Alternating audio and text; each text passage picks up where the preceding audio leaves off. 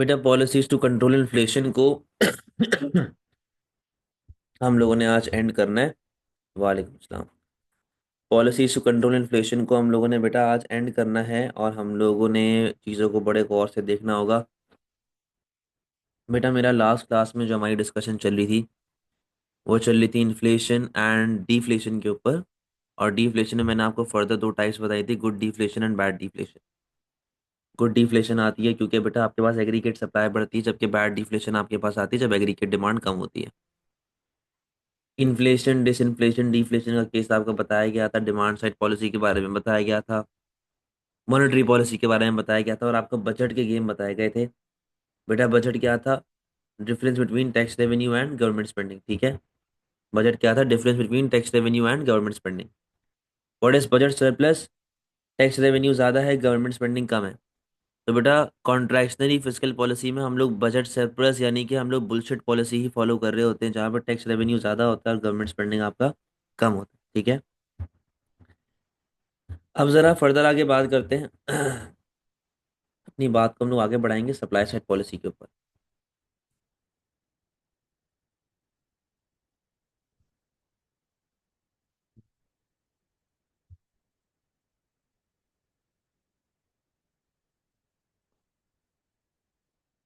तो बेटा जो गेम हमारा चल रहा है वो है supply side policy.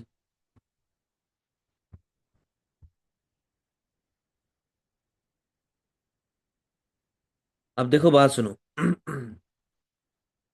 Supply side policy जो बेटा हमारे पास चल रही होती है ना, वो दो हिस्सों में चल रही होती है। एक होती है आपके पास शॉर्ट रन पॉलिसी और एक होती है आपके पास लॉन्ग रन पॉलिसी। ठीक है, तो अभी हम लोग बात कर रहे हैं ज़रा शॉर्ट रन के हवाले से। ये देखो ज़रा बेटा, ये आपके पास प्राइस आ रही है,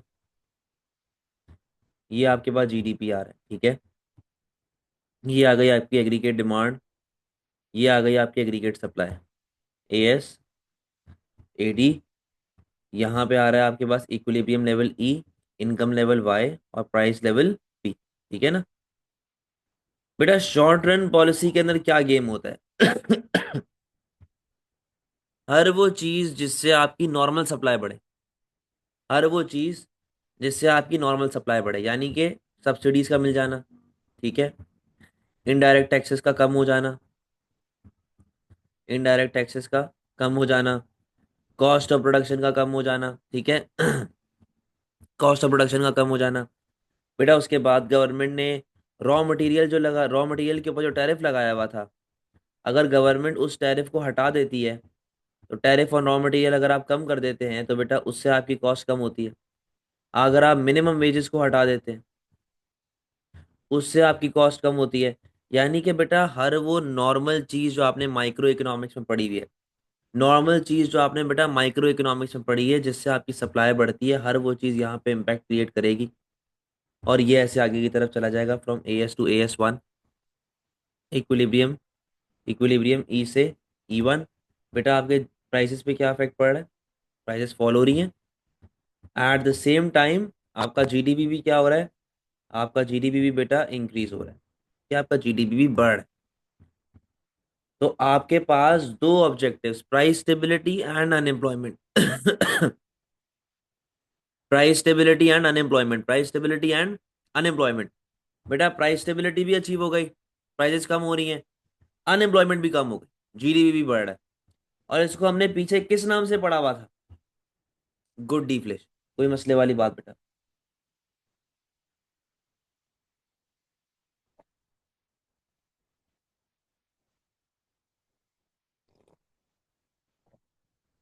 क्लियर है सारी बातें?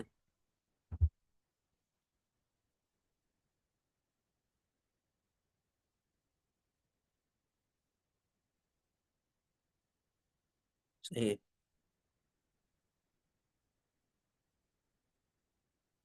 तो शॉर्ट रन में हर वो पॉलिसी जिससे आपकी नॉर्मल सप्लाई बढ़ती है। ठीक है, अब बेटा इसको मैं अगर कन्वर्ट कर दूं लॉन्ग रन के ऊपर, हम लोग अब बात कर रहे हैं लॉन्ग रन पे। तो ये जरा देखिएगा, बेटा अगर आपको याद हो, मैंने कहा था कि जो आपका बेसिक इकोनॉमिक्स होता है, प्रोडक्शन पॉसिबिलिटी कर्व, उसका लिंक होता है आपके मैक्रो इकोनॉमिक्स के साथ। सही है। अब देखो जरा, यहाँ पे मैं लिख रहा हूँ प्राइस, यहाँ पे मैं लिख रहा हूँ प्राइस, यहाँ पे आ गया बेटा मेरा जीडीपी। ठीक है। इधर आ गया मेरे पास गुड वाई, यहाँ पे आ गया बेटा मेरे पास गुड एक्स। सही है। ये आपका होता है लॉन्ग रन एग्रीगेट सप्लाई। ठीक है ना, ये आपका होता है बेटा लॉन्ग रन एग्रीगेट सप्लाई। ठीक है, LRAS। और ये आपका होता है पीपीसी का पोटेंशियल। सही है जी, ये आपके पीपीसी का पोटेंशियल। तो बेटा अगर ये आपकी औकात है, अगर ये आपकी औकात है, तो ये जो लाइन आपके पास आ रही है ये भी क्या है आपकी, ये भी आपकी औकात है भाई। ठीक है ना। तो ये वाई एफ, ये वाई एफ क्या है, ये भी आपकी औकात। सही है। अब बात सुनो, करंटली मैं मुल्क में इतना प्रोड्यूस करता हूँ। ठीक है, तो ये मेरा एक्चुअल पॉइंट। तो बेटा करंटली जहाँ पे मेरा इक्विलिब्रियम आ रहा होगा एग्रीगेट डिमांड का, वो मेरा एक्चुअल पॉइंट होगा, AD, इक्विलिब्रियम ई। सही है। इक्विलिब्रियम क्या चल रहा है बेटा आपका यहाँ पे, ई चल रहा है। और करंटली आपके पास एक्चुअल पॉइंट क्या आ गया, ये पॉइंट आ गया।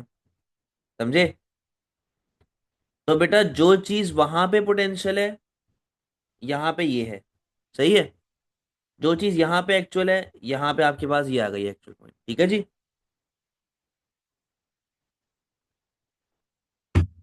तो बेटा जरा कहानी सुनो, कि जब आपका एक्चुअल शुरू में आगे जाता है तो बड़ा मजा आता है क्योंकि मल्टीप्लायर इफेक्ट आ रहा होता है, बट यही एक्चुअल लॉन्ग रन में जाके बेटा किस में कन्वर्ट हो जाएगा, हाइपर इन्फ्लेशन। ठीक है ना। आप इस गेम को जरा सुनो, कि जब मेरा एग्रीगेट डिमांड बढ़ रहा है, ठीक है, ऐसे आगे की तरफ जा रहा है, तो शुरू में तो बड़ा मजा आ रहा है, शुरू में बड़ा मजा आ रहा है क्योंकि वो मल्टीप्लायर इफेक्ट क्रिएट कर रहा है। वो AD1 पे, AD1 पे, AD2 पे, AD3 पे किधर आ गया बेटा, हाइपर पे। AD4 पे भी किधर आ गया, हाइपर पे। कोई मसले वाली बात, ये सारी बातें मैंने लास्ट क्लास में पढ़ी हुई हैं। कोई टेंशन वाली बात तो नहीं है कि शुरू में मल्टीप्लायर है बट लॉन्ग रन में हाइपर इन्फ्लेशन है। क्लियर है यहाँ तक। जल्दी बताएं।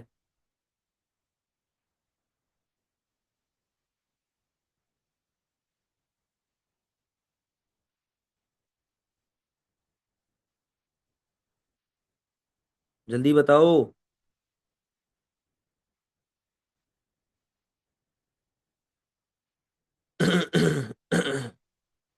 तो शुरू में मल्टीप्लायर और लॉन्ग रन में हाइपर। सही है। बेटा अगर, अगर मैं अपनी औकात बढ़ा लूं, अगर मैं अपनी, सर वाई एफ पोटेंशियल होगा तो उस पे मल्टीप्लायर इफेक्ट खत्म हो जाएगा आगे जाके जी, वो हाइपर में कन्वर्ट हो जाएगा। एक दो बार दोबारा एक्सप्लेन करें।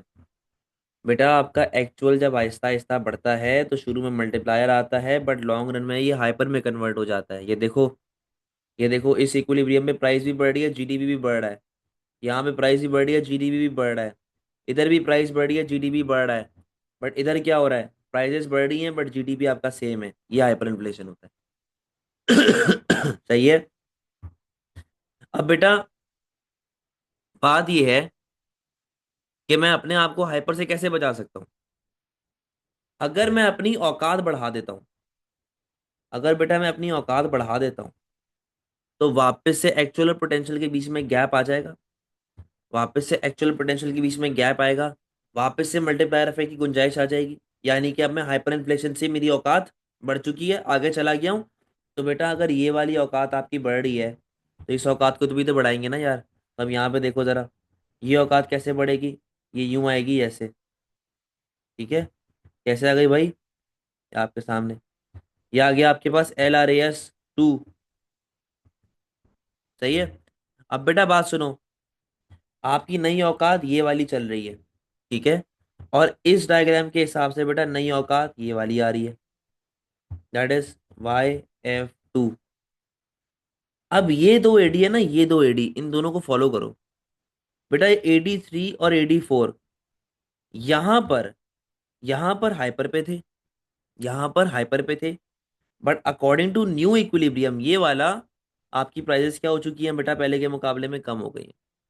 AD4 को फॉलो करो, यहाँ पर हाइपर पे था, प्राइस ये चल रही थी, ठीक है, प्राइस ये चल रही थी, लेकिन जब वो LRAS 2 पे इक्विलिब्रियम बना रहा है तो यहाँ पे बना रहा है, प्राइसेस क्या हो गई, कम।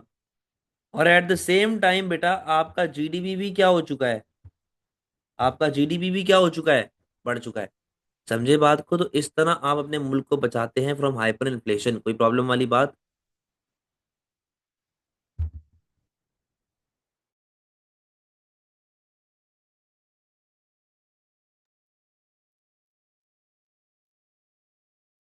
कोई मसले वाली बात?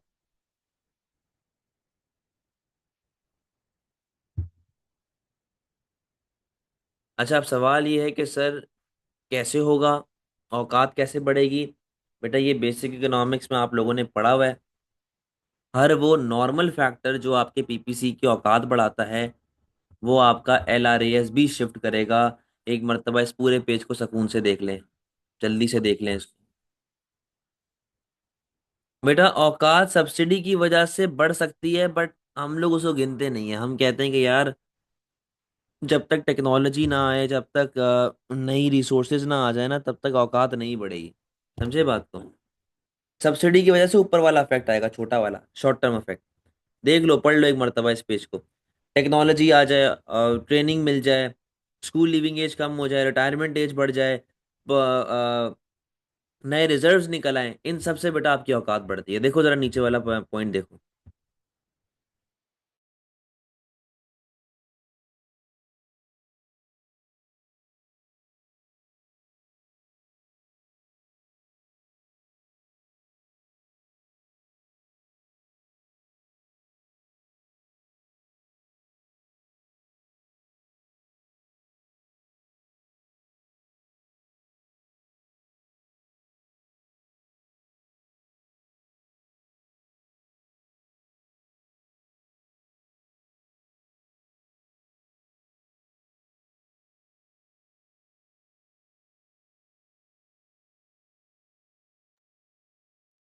पढ़ लिया, सारी चीजें क्लियर हो गई हैं।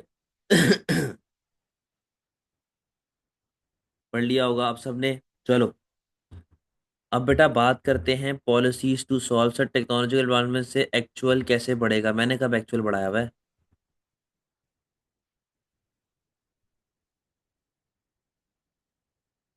और एक्चुअल वैसे भी तो बढ़ेगा, जब अगर टेक्नोलॉजी भले ही होती भी है तो उससे बेटा प्रोडक्टिविटी भी तो बढ़ती है ना, आउटपुट भी तो बढ़ता है। अरे बेटा ये एक्चुअल देखो, अपने लिंक पे चल रहा है ना कि ऐसे आपका एक्चुअल बढ़ रहा था फिर वो हाइपर में चला गया, वो चीज़ बताई हुई है। चलो, शॉर्ट रन लॉन्ग रन की कहानी हमारी हो गई है। और हम लोगों ने बता दिया जी किस तरीके से आपके पास बड़ा LRAS बढ़ता है। तो अब देखो, LRAS के हिसाब से भी आपके पास, ये इधर आओ वापस से, AD3, AD4 सॉरी, AD4 पे बेटा प्राइस ये चल रही है, आउटपुट ये चल रहा है, ठीक है। लेकिन अब नए इक्विलिब्रियम के हिसाब से आपकी प्राइसेस कम हो गई हैं और आपका आउटपुट बढ़ चुका है, ठीक है ना। प्राइसेस कम हो गई, आपकी जो अनएम्प्लॉयमेंट है वो कम हो गई, यानी कि आपके दोनों मैक्रो इकोनॉमिक ऑब्जेक्टिव अचीव हो गए, दोनों ऑब्जेक्टिव अचीव हो गए। ये कहानी आपने उसको बतानी है। अच्छा अब आए जरा एक्सपेंशनरी पॉलिसीज के ऊपर। बेटा अब मैं किसकी बात कर रहा हूँ? Policies to solve deflation. और किसका, किसकी मैं हेल्प ले रहा हूँ? Demand side policy. तो यहां पर बेटा जब डिफ्लेशन आता है due to fall in aggregate demand, तो वो किसका पार्ट होता है? रिसेशन का, ठीक है ना। आप लोगों ने ग्रोथ बूम रिसेशन स्लम पढ़ा हुआ है ना। तो ये जो रिसेशन आपके पास आता है, ये रिसेशन कब आता है? जब आपका एग्रीगेट डिमांड फॉल होता है, ठीक है। बेटा हम लोगों ने दो तरह की पॉलिसीज पढ़ी थी, एक था बजट सरप्लस, एक था बजट डेफिसिट। BS यानी कि बुलशिट, BD मतलब बैड एस, ठीक है। तो जो BD आपकी वो थी पॉलिसी, BD पॉलिसी का मतलब bad S policy. Budget deficit क्या बोलता है कि आपके पास पैसे कम है बट आप स्पेंडिंग ज्यादा कर, आप टैक्सेस कम कर रहे हैं बट आप गवर्नमेंट स्पेंडिंग को बढ़ा रहे हैं। ये BD पॉलिसी थी, बैड एस पॉलिसी। अब आपके पास मुल्क में ऑलरेडी रिसेशन है, तो आपको बेटा कौन सी पॉलिसी लगानी है? एक्सपेंशनरी। आपको लगानी है एक्सपेंशनरी पॉलिसी। तो एक्सपेंशनरी के अंदर आप क्या चीज पे फोकस करेंगे? आप एग्रीगेट डिमांड को बढ़ाने पे फोकस करेंगे। और एग्रीगेट डिमांड किस तरह बढ़ सकती है? बैड एस पॉलिसी से। यानी कि आप टैक्सेस को कम करेंगे और गवर्नमेंट स्पेंडिंग को बढ़ा दोगे। अब बेटा बात सुनो, जब मैं टैक्सेस कम करूंगा तो उससे मेरी इनकम बढ़ेगी, बिल्कुल सही बात है। उससे मेरी कंजम्पशन बढ़ेगी, उससे मेरी एग्रीगेट डिमांड बढ़ेगी। बट एग्रीगेट डिमांड बढ़ने से बेटा प्राइस पे क्या अफेक्ट आएगा? प्राइस बढ़ जाएगी, आपकी प्राइस बढ़ेगी। यहां तक आपका ऑब्जेक्टिव अचीव नहीं हो रहा। लेकिन जब एग्रीगेट डिमांड बढ़ेगा तो प्रोडक्शन बढ़ेगा, आउटपुट बढ़ेगा, डिमांड फॉर लेबर बढ़ेगा, और मुल्क में बेटा बेरोजगारी कम हो जाएगी, अनएम्प्लॉयमेंट कम हो जाएगी। तो ये वाला ऑब्जेक्टिव आपका अचीव हो गया। एक ऑब्जेक्टिव अचीव नहीं हो रहा, दूसरा ऑब्जेक्टिव अचीव हो रहा है, बेटा वापस से क्या आ जाएगा आपके पास? समझे? इसी तरह मैं अगर गवर्नमेंट स्पेंडिंग को बढ़ाने चाहूँ, तो बेटा गवर्नमेंट स्पेंडिंग बढ़ाने से आपके पास मुल्क में इनकम पे क्या इफेक्ट आएगा? इनकम बढ़ेगी, लोगों की कंजम्पशन बढ़ेगी, वापस से एग्रीगेट डिमांड बढ़ेगा। लेकिन बेटा एग्रीगेट डिमांड बढ़ने से प्राइसेस पे क्या इफेक्ट पड़ रहा है? प्राइसेस बढ़ रही। ठीक है। But ultimately in the and unemployment वापस से कम हो जाएगी। तो एक पॉलिसी अचीव हो रही है, दूसरी पॉलिसी अचीव नहीं हो रही, वापस से आपके पास कॉन्फ्लिक्ट आना शुरू हो जाएगा डिमांड साइड पॉलिसी में। कोई मसले वाली बात है?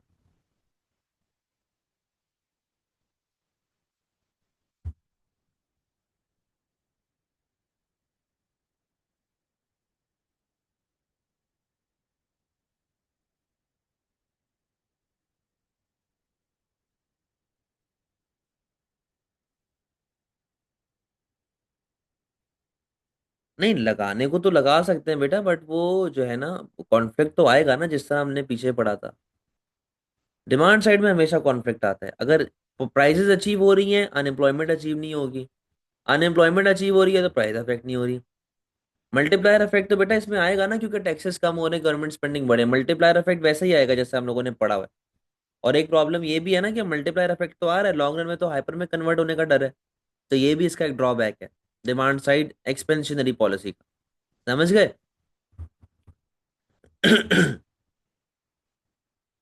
In what circumstances would be reduce deflation? बेटा डिफ्लेशन आप तब रिड्यूस करेंगे जब मुल्क में रिसेशन चल रहा हो। यानी कि आपके मुल्क में कौन सी वाली डिफ्लेशन आ रही हो? Bad deflation. ठीक है। तो बैड।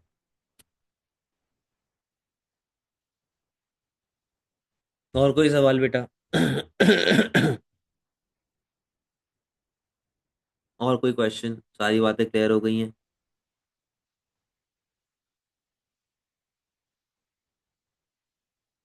चलें जी, आगे बढ़े।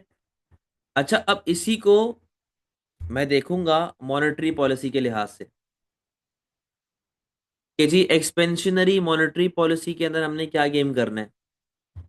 एक्सपेंशनरी मॉनेटरी पॉलिसी, अगेन वही है, रिसेशन आ रहा है आपके पास मुल्क में। और एक्सपेंशनरी मॉनेटरी पॉलिसी के अंदर आप क्या गेम करेंगे भाई? आप मनी सप्लाई को बढ़ाएंगे, जिस तरह नॉर्मल हम लोगों ने पढ़ा हुआ है। क्योंकि एक्सपेंशनरी है, एक्सपेंशनरी का मतलब किसी भी चीज को बढ़ाना, यानी कि मनी सप्लाई आप बढ़ाएंगे। तो मनी सप्लाई बढ़ाएंगे तो बेटा इंटरेस्ट रेट कम हो जाएगा। अब वही तीन अफेक्ट, इंटरेस्ट रेट कम होगा तो बेटा सेवर लोग सेव क्या करेंगे? कम। स्पेंडिंग क्या हो जाएगी? ज्यादा। एग्रीगेट डिमांड क्या होगी? ज्यादा। एग्रीगेट डिमांड बढ़ेगी तो प्राइसेस बढ़ेंगी। तो पॉलिसी अचीव, ऑब्जेक्टिव अचीव नहीं हो रहा। बट अल्टीमेटली अनएम्प्लॉयमेंट कम हो रहा है, वापस से फटा आ गया। इसी तरह जब इंटरेस्ट रेट आपके पास कम होगा तो इन्वेस्टमेंट बढ़ेगी, एग्रीगेट डिमांड बढ़ेगी। एग्रीगेट डिमांड बढ़ने से वापस आपकी प्राइसेस क्या हो जाएंगी बेटा? वापस प्राइसेस बढ़ेंगी, और अनएम्प्लॉयमेंट वापस से कम हो जाएगी। समझते हैं बात को? तो लड़ाई हमेशा हो रही है, कॉन्फ्लिक्ट हमेशा हो रहा है, वो नहीं खत्म होके दे रहा। कोई मसला बेटा?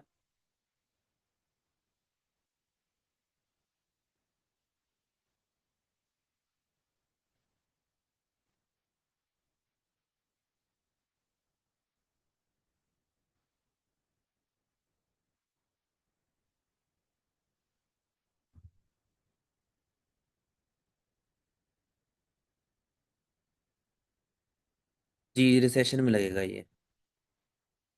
सही है। अब बेटा बात सुनो, बात सुनो। अगर आपके पास एक सवाल आता है अगर आपके पास एक सवाल आता है, सर अगर कोई क्वेश्चन आए कंपैरिजन ऑफ फिजिकल, बेटा उसी की तरफ जा रहा हूँ मैं, अब्दुल कवि उसी की तरफ जा रहा हूँ। अब देखो मेरी बात को बड़े गौर से समझना और सुनना।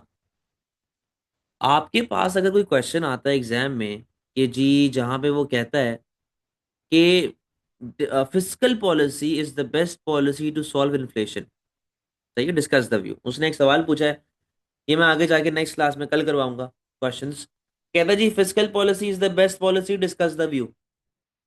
आपने देखो पहले तो फिजिकल पॉलिसी के बारे में इंट्रोडक्शन दिया, आपने फिजिकल पॉलिसी के बेनिफिट्स एंड ड्रॉबैक्स बताया, बेनिफिट्स एंड ड्रॉबैक्स में आगे बताऊंगा वहां पे और डिटेल में लिखे हुए। आपने benefits and drawbacks of physical policy बता दिए, आपने डायग्राम वगैरह बना दी, प्रॉपर आपने एक्सप्लेनेशन दे दी है। उसके बाद आपने फिजिकल पॉलिसी को लिंक करना है बेटा एक ऑल्टरनेटिव पॉलिसी के साथ, एक ऑल्टरनेटिव ऑप्शन के साथ जो आपके पास अवेलेबल होता है, यानी कि आप सप्लाई साइड की बात कर सकते हैं, मॉनेटरी भी कर सकते हो। बट अगेन, क्योंकि मॉनेटरी और फिजिकल दोनों आपकी डिमांड को हिट करती हैं, दोनों डिमांड साइड पॉलिसीज हैं, तो मैं रेकमेंड करता हूं कि अगर आप एक डिमांड साइड लिख रहे हैं तो दूसरी सप्लाई साइड लिखते हैं। आपने सप्लाई साइड पॉलिसी लिखी, आपने सप्लाई साइड के बेनिफिट्स ड्रॉबैक्स बताए। अब सवाल क्या था कि monetary policy is the best form, sorry, demand physical policy is the best policy to solve inflation, सवाल ये था। अब बेटा कंक्लूजन में क्या लिखेंगे आप? देखो उसका सवाल में उसने पूछा हुआ है कि physical policy is the best type of policy to solve inflation. आपको कहीं भी उसने ये बताया है कि इन्फ्लेशन आ क्यों रही है? मतलब कि वो एग्रीगेट डिमांड बढ़ने से आ रही है, वो एग्रीगेट सप्लाई कम होने से आ रही है, वो मनी सप्लाई बढ़ने से आ रही है, उसने कहीं भी आपको ये बात बताई है? उसने आपको ये बात नहीं बताई। देखो ना, तीन कॉज ऑफ इन्फ्लेशन है ना, demand pull, cost push, monetary. Demand pull को किससे सॉल्व करेंगे आप? फिजिकल से। कॉस्ट पुश को आप सॉल्व करेंगे सप्लाई साइड से। मॉनेटरी को आप सॉल्व करेंगे मॉनेटरी पॉलिसी से। तो ये बात कहना कि physical is the best policy to solve inflation, ये गलत है। It depends upon the cause of inflation, it depends upon why inflation occurred in the first place, समझे? तो जब तक आपको रीजन ही नहीं पता कि इन्फ्लेशन हो क्यों रही है, तब तक आप कैसे जज कर सकते हैं कि physical policy is the best policy, कि monetary policy is the best policy, समझे? तो आपको ये बात अपने आंसर में लिखनी होगी, वरना अगर जनरली देखा जाए तो बेस्ट पॉलिसी तो सप्लाई साइड है, क्योंकि यहाँ पे कोई भी कॉन्फ्लिक्ट नहीं आ रहा, प्राइसेस भी आपके पास कम हो रही है, अनएम्प्लॉयमेंट भी कम हो रही है, कोई कॉन्फ्लिक्ट नहीं आ रहा, देखने में तो सप्लाई साइड बेस्ट है। But it depends upon the cause of inflation, समझे? खैर ये क्वेश्चन हम लोग नेक्स्ट क्लास में बेहतर तरीके से डिटेल में डिस्कस करेंगे, नेक्स्ट क्लास में हमने क्वेश्चन आंसर ही करने पास पेपर्स। तो जो आपका सवाल था, किसका सवाल था कि फिजिकल और मॉनेटरी में से, अब्दुल कवि, कि फिजिकल और मॉनेटरी में से क्या बेहतर है? वही वाली बात है बेटा कि depends upon the cause of inflation. सही है, नेक्स्ट क्लास में हम लोग उसको डिटेल में डिस्कस करेंगे। अभी जरा फर्दर बेनिफिट्स, अच्छा ये आप लोगों के सामने एक पूरा समरी टाइप एक छोटा सा चार्ट लगाया हुआ है, किसमें क्या आता है, तो ये आप लोग देख लीजिएगा। Benefits and drawbacks of policies, physical and monetary policy. देखो जनरली तो वही सारे बेनिफिट्स एंड ड्रॉबैक्स है जो हम ऑलरेडी डिस्कस कर चुके हैं, कि फिजिकल पॉलिसी के अंदर आपके पास अनएम्प्लॉयमेंट बढ़ जाती है, आपका जीडीपी फॉलो होना शुरू हो जाता है कॉन्ट्रैक्शनरी के अंदर, और आपके पास जो है वो फर्दर प्रॉब्लम्स क्रिएट होती हैं, नेगेटिव मल्टीप्लायर इफेक्ट आता है। अच्छा, अब यहाँ पे और क्या क्या बातें लिखी हुई हैं कि यार इन्फ्लेशन जो है ना, अगर हम लोग उसको सॉल्व करने जाते हैं, गवर्नमेंट की कोई भी हमारे पास पॉलिसीज लग रही हैं टैक्सेस या गवर्नमेंट स्पेंडिंग के हिसाब से, देखो अक्सर ये भी होता है एक प्रॉब्लम कि भाई गवर्नमेंट ने टैक्सेस बढ़ा दिए in order to solve demand pull inflation. Government ने टैक्सेस बढ़ा दिए, government budget surplus follow bullshit bullshit policy जो है फॉलो कर रहा है, गवर्नमेंट ने टैक्सेस बढ़ा दिए, तो बेटा वर्कर्स की इनकम पे क्या इफेक्ट पड़ेगा? वर्कर्स की इनकम कम हो जाएगी। जब वर्कर्स की इनकम कम हो जाएगी, वो जाएंगे सेठ के पास, वो जाएंगे सेठ के पास, सेठ के पास जाके बोलेंगे जी हमारी वेजेस को बढ़ा दो। तो जब सेठ की वेजेस बढ़ेंगी तो कॉस्ट ऑफ प्रोडक्शन क्या होगी? बढ़ेगी। कॉस्ट ऑफ प्रोडक्शन बढ़ेगी तो उसकी एग्रीगेट सप्लाई फॉल होगी, और बेटा एग्रीगेट सप्लाई फॉल होती है तो क्या आना शुरू हो जाती है? Cost push inflation. इसका स्क्रीनशॉट लो, इसका स्क्रीनशॉट लो जल्दी से। तो बेटा हुआ क्या, गवर्नमेंट ने टैक्सेस बढ़ाए, गवर्नमेंट ने टैक्सेस बढ़ाए ताकि आपकी जो है वो स्पेंडिंग रुक सके, आपकी इनकम कम हो सके, ठीक है? अब इनकम कम होने के बाद जो हमारा वर्कर है वो गया सेठ के पास, सेठ को जाके बोला जी हमारे पैसे बढ़ाओ, जिसकी वजह से सेठ की कॉस्ट ऑफ प्रोडक्शन बढ़ गई। फर्दर जिसकी वजह से बेटा आपकी एग्रीगेट सप्लाई कम हो गई। और जब एग्रीगेट सप्लाई कम होती है तो आपके पास क्या आना शुरू हो जाती है, कॉस्ट पुश इन्फ्लेशन। क्या आना शुरू हो जाती है बेटा, कॉस्ट पुश इन्फ्लेशन। तो अक्सर ऐसा होता है कि गवर्नमेंट की पॉलिसी की वजह से आप कॉस्ट पुश इन्फ्लेशन फेस करना शुरू कर दें। कोई मसले वाली बात, ये पूरा पैराग्राफ यही बात लिखी हुई है।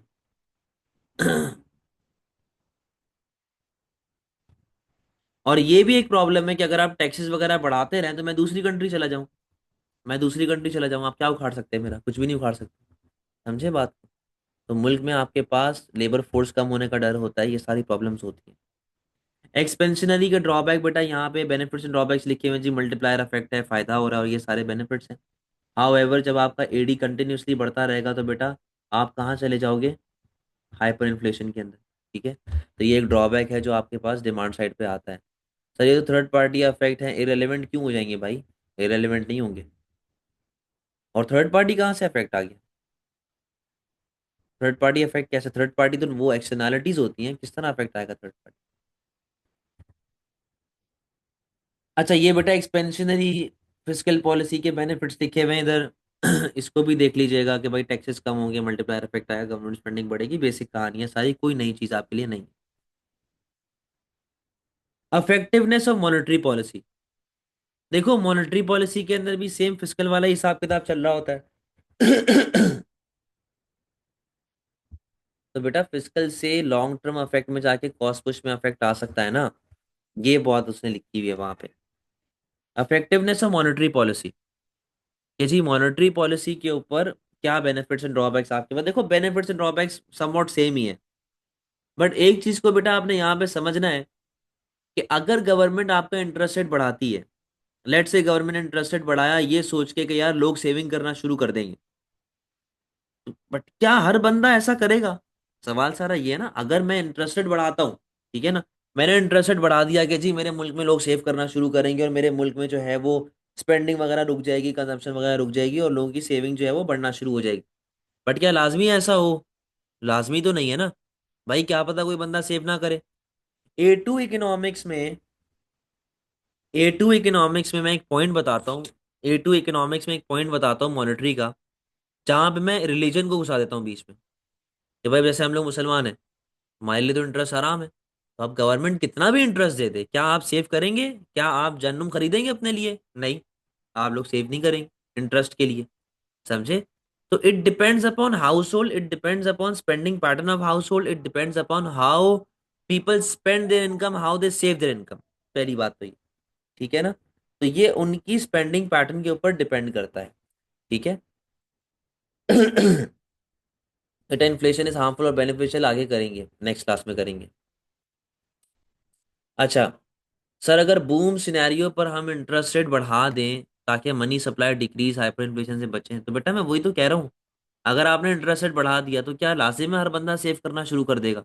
ये तो हम लोग अजम्पशन लेके चले ना कि लोग सेव करेंगे, क्या लाजिम है हर बंदा सेव करेगा, हर बंदा तो सेव नहीं कर सकता ना भाई। तो ये एक प्रॉब्लम आती है, क्योंकि यहाँ पे क्या लिखा हुआ है कि it depends upon house hold.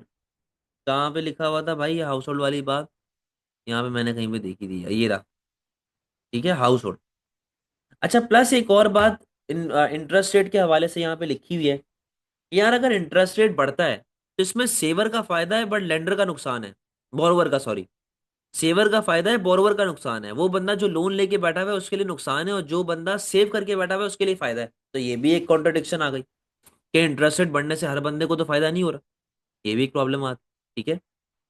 अब सप्लाई साइड पॉलिसी की बात करते हैं ना, बेनिफिट्स एंड ड्रॉबैक्स वही तकरीबन डिमांड साइड वाले ही हैं। अच्छा monetary policy is also long term policy, तो इसमें टाइम लगता है थोड़ा सा। Effectiveness of supply side policy,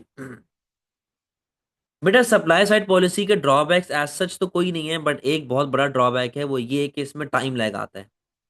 time lag का मतलब कि ये बहुत ही ज्यादा टाइम कंज्यूमिंग होती है, ये फौरन से इफेक्ट कभी नहीं लेके आई।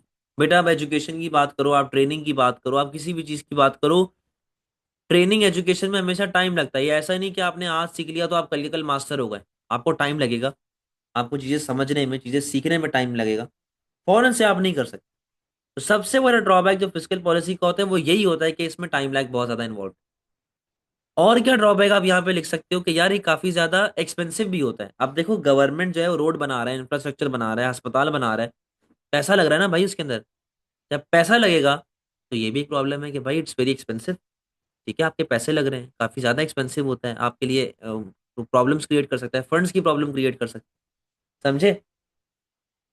लेकिन ओवरऑल इम्पैक्ट अगर सप्लाई साइड का देखा जाए तो वो ओवरऑल फायदेमंद ही होता है। ओवरऑल तो बेटा फायदा ही आपको प्रोवाइड करता है, नुकसान ऐसे सप्लाई साइड पॉलिसी प्रोवाइड नहीं करती। ठीक है।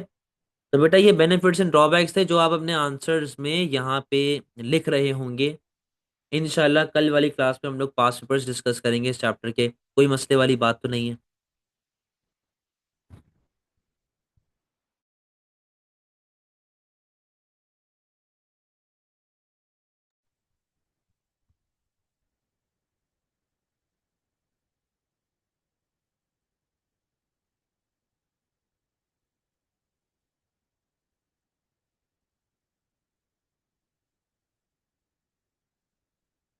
ठीक है चलें। अल्लाह हाफ़िज़।